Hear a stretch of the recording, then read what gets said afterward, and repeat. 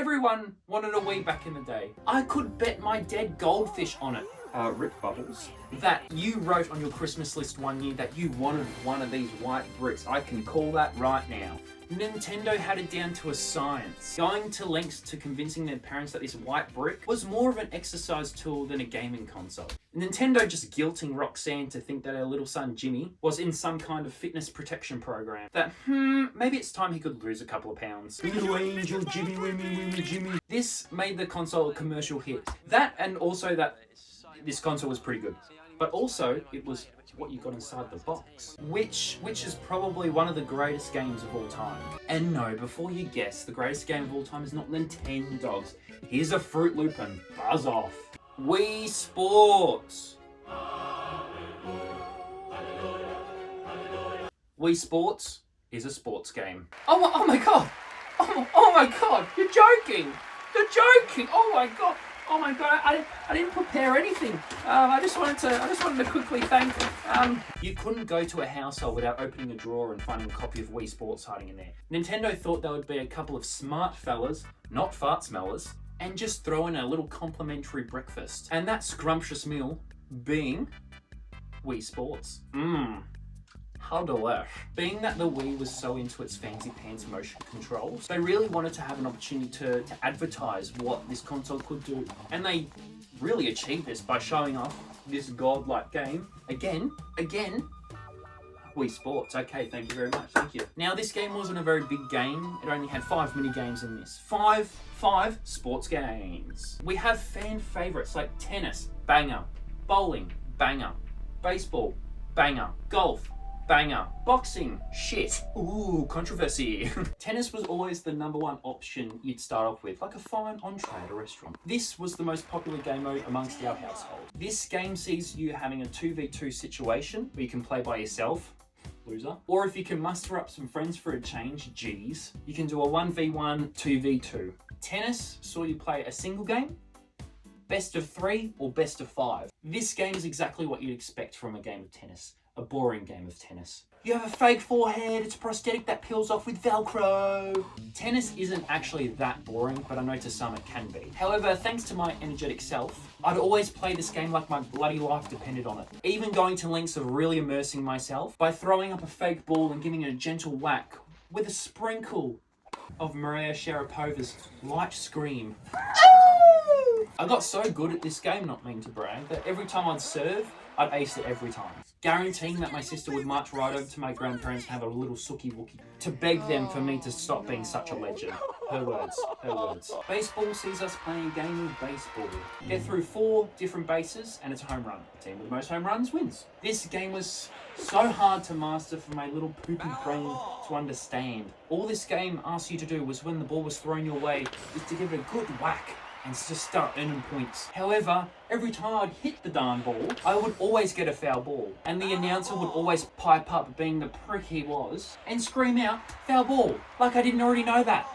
However, on the off chance that I actually did manage to hit a ball, the opposition would always spring into action and home straight in to where the ball is going to land, catching it with no problems in the world. Then, if they're up to it, they decide to stare into my soul. Okay, now I feel like shit. At stages amongst this game, the announcer would ask to change sides, allowing you the opportunity to be the pitcher rather than the batter. Now, if you're like me, practically an NBL player, you know there would be a bit of strategy that came to being the pitcher in this game. AKA, the guy on the raised little brown bump located around here. Here, yeah, lock it in, Eddie. Here. When throwing the ball, a quick graze of the B button, or a certain flick of the wrist, you could manipulate the ball to be either a curveball, slow ball, or fast ball. Not a lot of people knew how to pull these tricks off, of course. This would just be another thing that would piss my sister off, to the point that she'd ban the whole game altogether. Bowling was another fan favourite in our household. You were either incredibly great at this game, like my sister, or you'd be incredibly shit, like myself. You would take turns to bowl, accumulating as many points as you can. You would do this by trying to throw the ball straight at those little pins over there. The more you knock over, the more points you get. But every time, me and my me would never have a good relationship when it came to this game. When it was my turn to bowl, my me would always have this look, like if I was to screw up another shot, he'd lean over and king hit me. calm down, dude. Hopefully your personality is colourful as your t-shirt there, champ. Then for this dude to decide after all of that this shot wasn't for him, and just to drop the ball mid-run-up. Dude, what are you doing? Help me out here. Then the announcer pipes up, deciding that it's a good idea to remind me not to be an idiot by saying, maybe you should hold down the B button for once. But then sometimes my guy here would just lose the plot and send the ball behind him. And the whole stadium freaks out.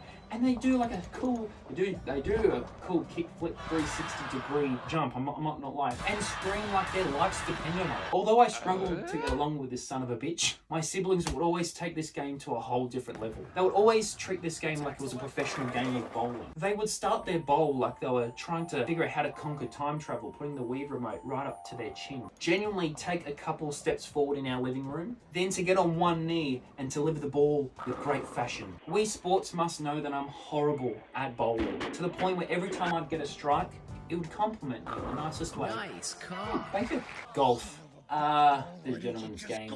There are standard everyday golf rules that apply to this game. We call it the standard everyday golf rules. First rule. First one to the hole without sending the ball on a safari expedition around the world wins. Second rule. Don't hit the water in sand traps, water traps, or death traps. That goes to you, Ricky, because we'll be here all afternoon. Third rule. Beg Ricky's mum to give us 15 more minutes so he can finally get this hole done, because he keeps getting it in the sand traps, the water traps, and the death traps. Fourth rule, end up begging Ricky to leave the house because his mum's been waiting at the door because it's already 6 p.m. on a school night, and that my dinosaur nuggets that my mum made me for dinner are getting cold. Ricky, can you just leave?